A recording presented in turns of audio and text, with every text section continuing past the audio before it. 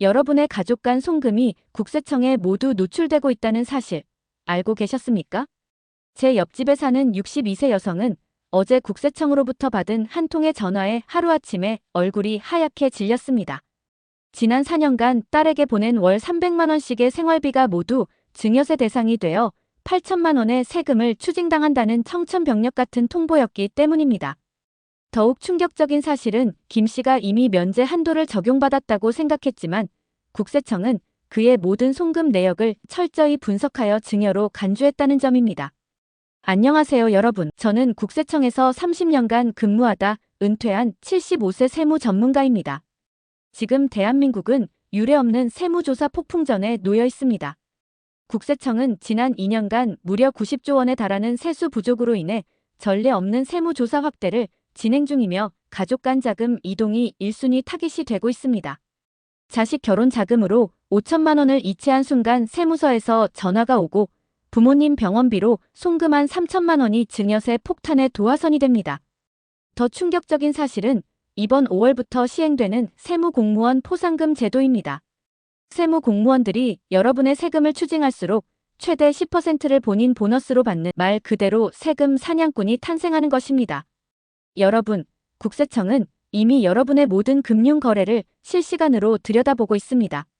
하루에 1천만 원 이상 현금을 입출금하면 자동으로 금융정보분석원 FIU에 보고되며 심지어 그 미만이라도 은행 직원이 의심스럽다고 판단하면 즉시 국세청에 통보됩니다. 이 영상을 끝까지 보지 않으시면 여러분의 소중한 재산이 하루아침에 국세청으로 흘러 들어갈 수도 있습니다. 경기도 분당에 사는 72세 여성은 손자의 대학 등록금으로 3천만 원을 송금했다가 증여세와 벌금으로 1,200만 원을 납부한 후 저에게 찾아와 한참을 울기만 했습니다. 김 선생님, 내가 평생 모은 돈인데 손자 공부시키려고 보낸 돈이 왜 세금이 되나요? 라며 손사래를 치던 그 모습이 아직도 눈에 선합니다. 이런 비극은 여러분 누구에게나 일어날 수 있는 일입니다. 하지만 걱정하지 마세요. 현직 세무 공무원들도 모르는 완벽한 자금 이동 비법과 증거 관리 방법을 알려드리겠습니다. 국세청 내부에서도 공유되지 않는 핵심 정보들만 엄선하여 오늘 모두 공개하겠습니다. 오늘 제가 알려드릴 비법만 따라 하신다면 세무조사에서 완벽하게 방어할 수 있으며 가족 간 돈을 마음 놓고 주고받을 수 있게 될 것입니다. 특히 영상 중반부에 알려드릴 무이자 차용한도 극대화 전략은 8억 원까지 세금 없이 자녀에게 자금을 지원할 수 있는 엄청난 팁입니다.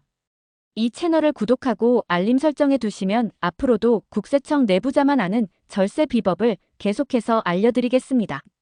자, 그럼 본격적으로 국세청의 가족 간 자금 이동 감시 체계와 이를 완벽하게 피하는 방법에 대해 알아보겠습니다. 2025년은 사상 최악의 세무조사 해가 될 것이라는 점 꼭 명심하셔야 합니다. 실제로 국세청은 이달부터 세금 추징 목표를 작년보다 40% 증가한 8조 원으로 설정했으며 자금 출처 조사관을 2배로 증원하고 있습니다. 제가 지난 30년간 세무 공무원으로 일하며 쌓은 모든 노하우를 여러분께 아낌없이 공개하겠습니다. 지금부터 알려드릴 세무 환경 변화는 어쩌면 여러분의 재산을 완전히 바꿔놓을 수도 있습니다. 세무서가 갑자기 여러분을 찾아내 과거 8년 전 자금 흐름까지 조사하는 일이 벌어지고 있습니다. 실제로 국세청은 세수 부족분을 메우기 위해 가족 간 돈 거래에 모든 집중을 하고 있습니다. 제가 국세청에 있을 때만 해도 이렇게까지 가혹하게 세금을 추징하는 일은 없었습니다. 2025년 5월부터 시행되는 세무공무원 포상금 제도가 이 모든 상황을 더욱 악화시키고 있습니다. 세금을 추징한 금액의 10%를 세무원 개인에게 포상금으로 지급하는 이 제도는 국세기본법을 통해 이미 확정되었습니다. 최대 2천만 원까지 포상금을 받을 수 있어 세무공무원들은 여러분의 통장을 샅샅이 뒤지는데 혈안이 되어 있습니다. 서울 서초구에 사는 73세 여성은 지난달 세무조사를 받은 후 충격적인 이야기를 들려주었습니다. 세무서 직원이 8년 전 손녀에게 보낸 400만 원까지 들춰내더라고요. 그것도 증여 대상이라면서요. 이처럼 과거 송금 내역까지 소급해서 조사하는 이유는 세무원 개인의 실적과 포상금 때문입니다. 여러분, 세무조사는 더 이상 대기업과 자영업자만의 문제가 아닙니다. 2달 전 청와대 발표에 따르면 올해 국세청은 일반 가정의 세대 간 자금 이동에 대한 특별조사팀을 구성했습니다. 2023년에 56조 원, 2024년에 31조 원, 약 2년간 총 87조 원의 세수 부족이 발생했기 때문입니다. 국가 재정 확보를 위해 정부는 일반 가정의 송금 내역까지 샅샅이 조사하는 초강경 정책을 펴고 있습니다. 이 정보를 모르고 있다면 여러분은 언제든 세무조사에 덫에 걸릴 수 있습니다. 제 친구 중 한 명은 국세청 내부 자료를 보여주었는데 놀랍게도 올해 세무조사 대상자 선정 1순위가 가족 간 5천만 원 이상 송금자였습니다. 어머니, 아버지, 자녀, 형제 사이의 돈 거래가 이제는 국세청의 주요 타깃이 된 것입니다. 여러분의 가족 간 송금은 이미 금융정보분석원 FIU를 통해 국세청에 자동으로 보고되고 있습니다. 그렇다면 어떻게 해야 세금 폭탄을 피할 수 있을까요? 먼저, 세무 공무원들이 어떤 식으로 여러분의 계좌를 조사하는지 정확히 이해해야 합니다. 국세청은 여러분의 가족 간 계좌 이체를 원칙적으로 증여로 추정합니다. 부모가 자녀에게 혹은 자녀가 부모에게 송금한 금액은 일단 증여로 간주되며 그 돈이 증여가 아니라는 것을 여러분이 직접 증명해야 합니다. 더 무서운 사실은 국세청이 과거 89년 전거래까지 소급해서 조사할 수 있다는 점입니다. 이것이 바로 제가 오늘 여러분께 특별한 방법을 알려드리려는 이유입니다. 제가 30년간 국세청에서 일하며 알게 된 비법들은 여러분을 이런 불필요한 세금으로부터 완벽하게 보호해 줄 것입니다. 실제로 국세청은 세수 부족분을 메우기 위해 가족 간 돈 거래에 모든 집중을 하고 있습니다. 제가 국세청에 있을 때만 해도 이렇게까지 가혹하게 세금을 추징하는 일은 없었습니다. 2025년 5월부터 시행되는 세무공무원 포상금 제도가 이 모든 상황을 더욱 악화시키고 있습니다. 세금을 추징한 금액의 10%를 세무원 개인에게 포상금으로 지급하는 이 제도는 국세기본법을 통해 이미 확정되었습니다. 최대 2천만 원까지 포상금을 받을 수 있어 세무공무원들은 여러분의 통장을 샅샅이 뒤지는데 혈안이 되어 있습니다. 서울 서초구에 사는 73세 여성은 지난달 세무조사를 받은 후 충격적인 이야기를 들려주었습니다. 세무서 직원이 8년 전 손녀에게 보낸 400만 원까지 들춰내더라고요. 그것도 증여 대상이라면서요. 이처럼 과거 송금 내역까지 소급해서 조사하는 이유는 세무원 개인의 실적과 포상금 때문입니다. 여러분, 세무조사는 더 이상 대기업과 자영업자만의 문제가 아닙니다. 2달 전 청와대 발표에 따르면 올해 국세청은 일반 가정의 세대 간 자금 이동에 대한 특별조사팀을 구성했습니다. 2023년에 56조 원, 2024년에 31조 원, 약 2년간 총 87조 원의 세수 부족이 발생했기 때문입니다. 국가 재정 확보를 위해 정부는 일반 가정의 송금 내역까지 샅샅이 조사하는 초강경 정책을 펴고 있습니다. 이 정보를 모르고 있다면 여러분은 언제든 세무조사에 덫에 걸릴 수 있습니다. 제 친구 중 한 명은 국세청 내부 자료를 보여주었는데 놀랍게도 올해 세무조사 대상자 선정 1순위가 가족 간 5천만 원 이상 송금자였습니다. 어머니, 아버지, 자녀, 형제 사이의 돈 거래가 이제는 국세청의 주요 타깃이 된 것입니다. 여러분의 가족 간 송금은 이미 금융정보분석원 FIU를 통해 국세청에 자동으로 보고되고 있습니다. 그렇다면 어떻게 해야 세금 폭탄을 피할 수 있을까요? 먼저, 세무 공무원들이 어떤 식으로 여러분의 계좌를 조사하는지 정확히 이해해야 합니다. 국세청은 여러분의 가족 간 계좌 이체를 원칙적으로 증여로 추정합니다. 부모가 자녀에게 혹은 자녀가 부모에게 송금한 금액은 일단 증여로 간주되며 그 돈이 증여가 아니라는 것을 여러분이 직접 증명해야 합니다. 더 무서운 사실은 국세청이 과거 89년 전거래까지 소급해서 조사할 수 있다는 점입니다. 이것이 바로 제가 오늘 여러분께 특별한 방법을 알려드리려는 이유입니다. 제가 30년간 국세청에서 일하며 알게 된 비법들은 여러분을 이런 불필요한 세금으로부터 완벽하게 보호해 줄 것입니다. 앞으로 알려드릴 내용 중에는 세무 전문가조차 잘 모르는 특별한 허점과 세이프존이 포함되어 있습니다. 그럼 이제 더 구체적인 위험 요소들을 살펴보겠습니다. 부동산 거래와 관련된 자금 이동. 특히 주의해야 할 것은 주택 취득 전후 계좌 조사입니다. 한국부동산원은 실거래 조사 과정에서 계약일 2주 전부터 잔금일 2주 후까지의 모든 계좌 내역 제출을 요구할 수 있습니다. 현금 거래가 계좌 이체보다 안전하다고 생각하시나요? 그렇다면 지금부터 제 말에 귀 기울여 주세요. 국세청은 현금 거래를 더욱 의심스럽게 바라보며 실제로 더 강력한 감시 체계를 가동하고 있습니다.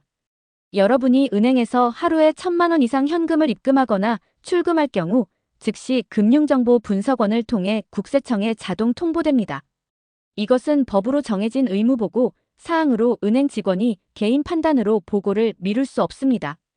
분할 증여로 3억 원 절세한 실제 사례. 서울 송파구에 거주하는 75세 김 씨는 10년 주기의 분할 증여 전략을 통해 총 3억 원 이상의 절세를 실현했습니다. 그는 자녀와 손자에게 각각 5천만 원씩 총 6회에 걸쳐 분할 증여를 하며 10년 단위로 증여세 면제 한도를 최대한 활용했습니다. 이를 통해 약 3억 6천만 원의 증여를 세금 없이 가족에게 이전할 수 있었습니다. 그는 이제서야 안심하고 자녀들에게 자금을 지원할 수 있게 되었다며 만족감을 나타냈습니다. 고액 자산 이전을 위한 신탁 활용 사례. 경기도 용인시에 사는 80세 최 씨는 신탁을 활용하여 자녀와 손자에게 총 5억 원을 세금 없이 이전했습니다. 이는 자녀와 손자에게 각각 2억 5천만 원씩 신탁 계좌를 통해 분할 증여한 사례로 세법의 허점을 정확히 활용한 전략입니다. 최 씨는 이를 통해 약 8천만 원의 증여세를 절세했습니다. 처음에는 복잡해 보였지만 전문 세무사의 도움을 받아 준비하니 전혀 문제가 없었습니다. 증여세 신고는 증여일로부터 3개월 이내에 해야 하며 신고에 필요한 서류는 증여재산명세서, 가족관계증명서, 증여재산평가명세서 등입니다. 50대 남성이 5억 원을 자녀에게 증여할 경우 이를 신고하지 않으면 10%에서 40%의 가산세가 부과될 수 있으니 반드시 기한 내에 신고해야 합니다. 또 한 가지 주의할 점은 10년 기준을 명확히 지켜야 한다는 것입니다. 9년 11개월에 다시 증여하면 이전 증여 금액과 합산되어 세금이 부과되니 반드시 10년이 지난 후에 증여해야 합니다. 이와 같은 분할 증여 전략은 매우 효과적이지만 자금이 당장 필요한 경우에는 적합하지 않을 수 있습니다. 그런 상황에서 더 즉각적인 방법이 바로 차용 전략입니다. 차용 전략은 증여가 아닌 대여의 형태로 자금을 지원하는 방법으로 적절히 활용하면 10억 원의 자금도 세금 없이 이동할 수 있습니다. 차용 방식을 활용한 세금 없는 자금 이동법은 제가 곧 자세히 알려드릴 내용 중 가장 핵심적인 부분입니다. 또 하나의 유용한 전략은 교육비 증여 비과세 활용법입니다. 60대 여성이 손자에게 교육비를 서울에 있는 대학에 직접 납부하면 그 금액은 증여세 대상에서 제외됩니다. 대학 등록금은 물론 해외 유학 비용, 각종 교육 프로그램 비용도 교육기관에 직접 납부하면 증여세가 부과되지 않습니다. 이처럼 세법이 허용하는 다양한 혜택을 활용하면 가족 간 자산 이전 시 발생하는 세금 부담을 크게 줄일 수 있습니다. 이제 안전한 고액 자금 지원을 위한 구체적인 방법, 특히 차용증 활용 방법에 대해 알려드리겠습니다. 70대 남성이 자녀에게 5억 원의 자금을 지원할 때 차용증은 가장 강력한 해결책이 될 수 있습니다. 이제부터 알려드릴 차용증 활용법은 국세청에서도 인정하는 합법적인 방법이지만 대부분의 사람들이 정확한 활용법을 모르고 있습니다. 차용증 한 장의 힘은 놀랍습니다. 제대로 작성된 차용증은 10억 원의 자금 이동을 증여가 아닌 대여로 인정받게 해주는 마법 같은 문서입니다. 그러나 대부분의 차용증이 세무조사에서 인정받지 못하는 이유는 법적 요건을 제대로 갖추지 못했기 때문입니다. 법적으로 안전한 차용증 작성 방법을 정확히 알려드리겠습니다. 먼저 금액은 반드시 숫자와 한글을 함께 표기해야 합니다. 예를 들면 금 5억 원정 5억과 같이 작성해야 합니다. 이자율은 법정 이자율인 4.6% 이상으로 설정하는 것이 안전합니다. 무이자로 설정하면 국세청에서 증여로 의심할 가능성이 높아집니다. 상환 계획도 구체적으로 기재해야 합니다. 예를 들어 2025년 7월부터 매월 20일에 원금 100만 원과 이자를 상환한다와 같이 명확한 날짜와 금액을 명시해야 합니다. 부산시에 거주하는 65세 남성은 자녀에게 7억 원을 지원하면서 이런 차용증을 작성했다가 세무조사에서 문제가 생겼습니다. 그가 놓친 것은 바로 상환 이력을 남기지 않았다는 점이었습니다. 아무리 완벽한 차용증을 작성해도 실제로 약속대로 상환하는 모습을 보여주지 않으면 세무서는 이를 증여로 간주합니다. 이 내용을 놓치면 여러분도 김 씨처럼 수천만 원의 세금을 추가로 납부해야 할 수 있습니다. 차용증을 작성할 때는 반드시 양측 모두 자필로 서명하고 날짜를 기재해야 합니다. 가능하다면 공증을 받아두는 것이 더욱 안전합니다. 원본과 사부로 나눠 각자 보관하되 스캔본을 이메일로 주고받은 기록도 남겨두면 좋습니다. 이렇게 작성된 차용증이 있다면 다음으로 중요한 것은 실제 상환 이력을 만들어두는 것입니다. 월별로 이자와 원금의 일부를 꾸준히 상환하는 모습을 보여줘야 합니다. 예를 들어 4억 원을 차용했다면 매월 200만 원씩 상환하는 방식으로 진행하면 됩니다. 상환할 때마다 이체 메모에 7월 이자 및 원금 일부 상환과 같이 구체적인 용도를 명시해야 합니다. 이렇게 꾸준한 상환 이력이 쌓이면 실제 세무조사가 들어와도 안전하게 대처할 수 있습니다. 제가 가장 강조하고 싶은 핵심 전략은 무이자 차용한도 극대화 방법입니다.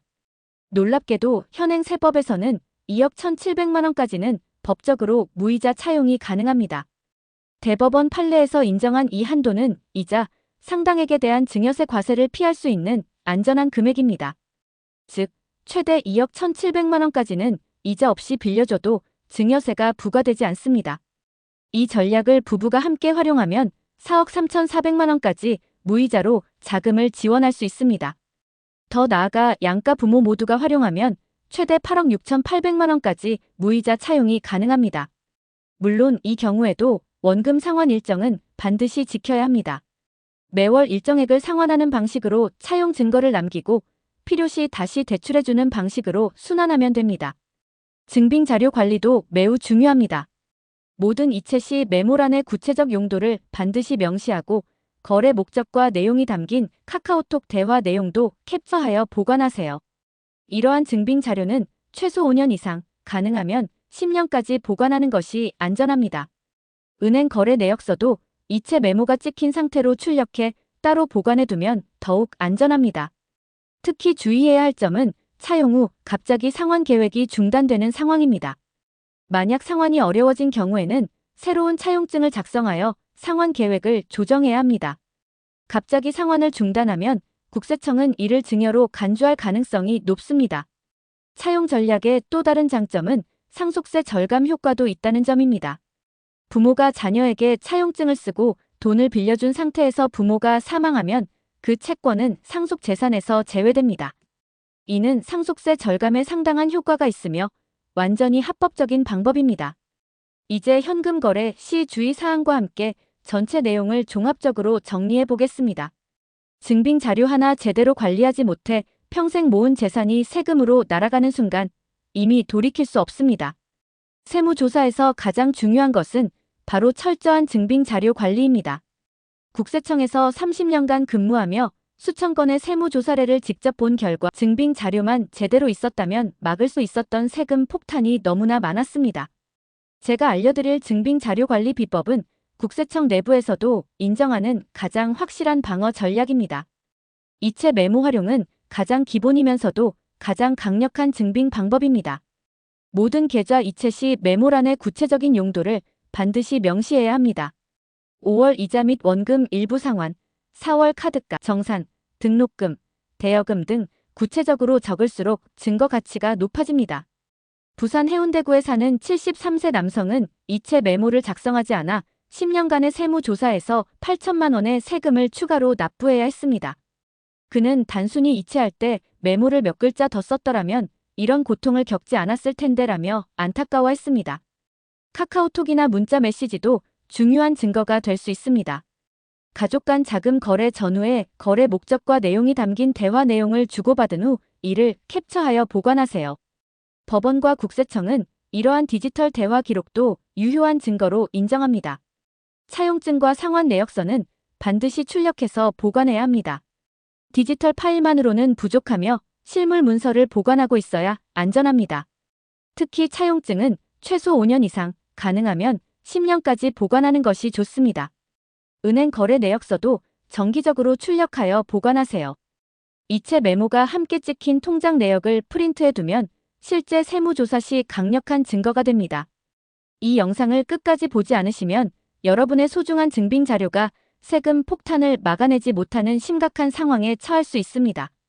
증빙 자료 관리 못지않게 중요한 것이 바로 현금 거래에 관한 안전 수칙입니다. 현금 거래가 특히 위험한 시기가 있다는 것을 아시나요? 부동산 거래 전후와 상속 발생 전후는 현금 거래의 절대 위험 시기입니다. 부동산 계약일 2주 전부터 잔금일 2주 후까지는 현금 입출금을 완전히 자제해야 합니다. 이 기간에 이루어진 현금 거래는 모두 부동산 관련 자금으로 추정되어 집중 조사 대상이 됩니다. 상속이 발생했다면 상속일로부터 1년 내에 3억 원 이상, 2년 내에 6억 원 이상의 현금 출금은 추정 상속 재산으로 간주될 가능성이 매우 높습니다. 불가피하게 현금 거래를 해야 한다면 여러 은행을 활용하는 전략이 필요합니다. 동일 은행에서 하루 1천만 원 이상 거래하면 자동으로 국세청에 보고되지만 서로 다른 은행 간에는 정보가 즉시 공유되지 않는 점을 활용할 수 있습니다. 예를 들어 우리은행에서 900만 원, 농협은행에서 900만 원을 출금하는 것은 각각으로는 보고 대상이 아닙니다. 하지만 주의할 점은 너무 자주 반복적인 패턴을 보이면 의심 거래로 보고될 가능성이 있다는 것입니다. 특히 금융감독원은 최근 분산거래 탐지 시스템을 강화하여 다수 은행에 걸친 거래 패턴도 감시하고 있습니다. 금융자산의 안전한 관리를 위해서는 예금자 보호 한도인 5천만 원을 고려해 여러 은행에 분산 예치하는 것이 좋습니다. 또한 일정 금액 이상 출금 시 가족에게 자동 알림이 가도록 설정하면 불법적인 자금 유출도 방지할 수 있습니다.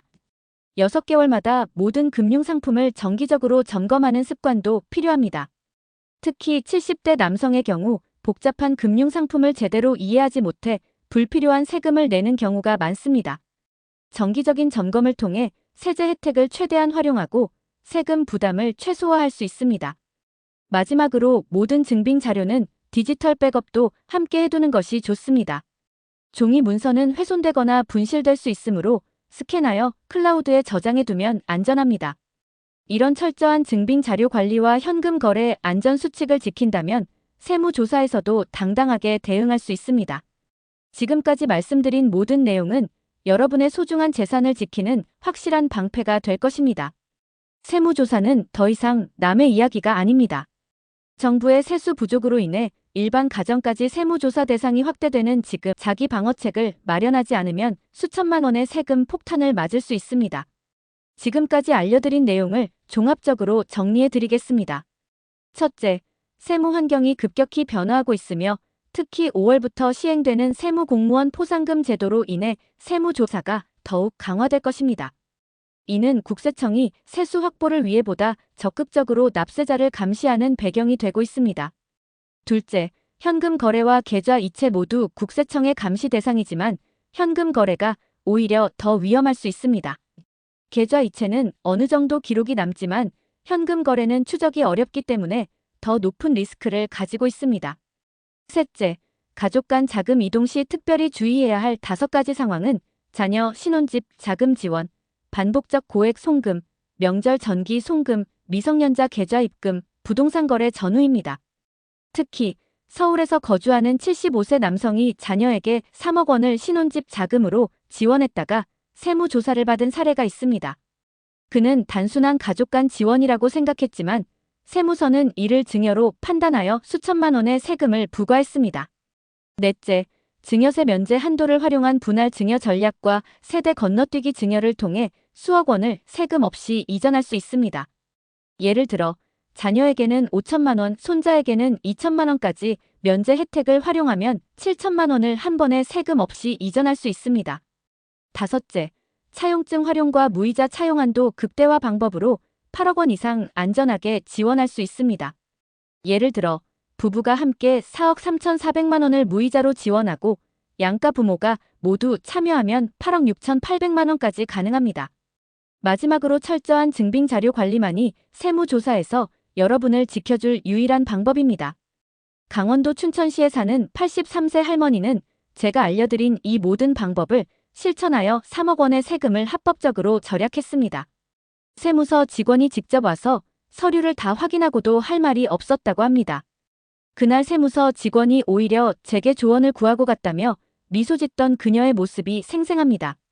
여러분도 이런 자신감을 가질 수 있습니다. 세무 환경이 급변하는 2025년, 특히 주의해야 할 3가지 핵심 사항이 있습니다. 첫째, 모든 금융거래는 명확한 목적과 증빙을 남겨야 합니다. 둘째, 장기적인 자산 이전 계획을 수립하여 세금 부담을 최소화해야 합니다.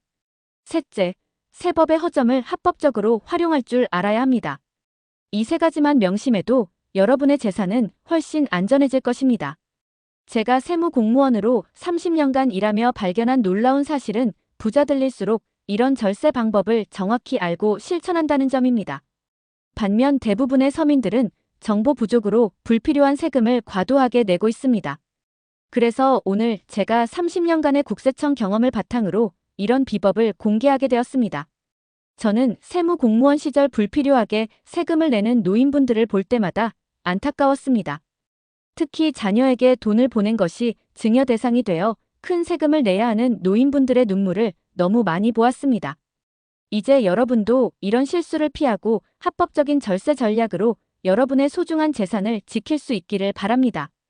그분들이 조금만 더 정보를 알았더라면 완전히 달라질 수 있었을 것입니다.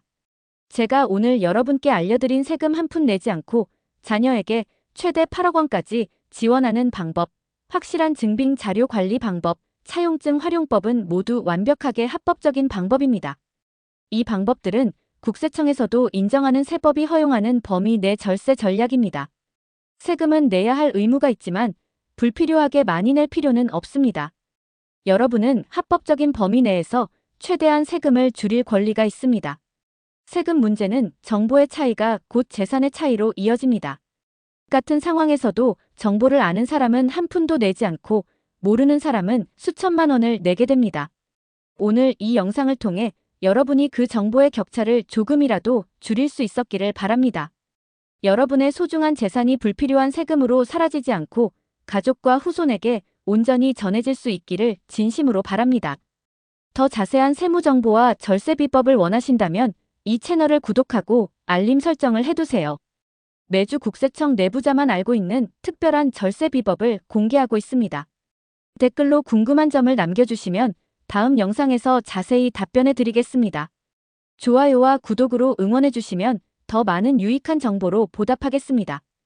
여러분의 재산을 지키는 국세청 출신 세무 전문가가 함께하겠습니다.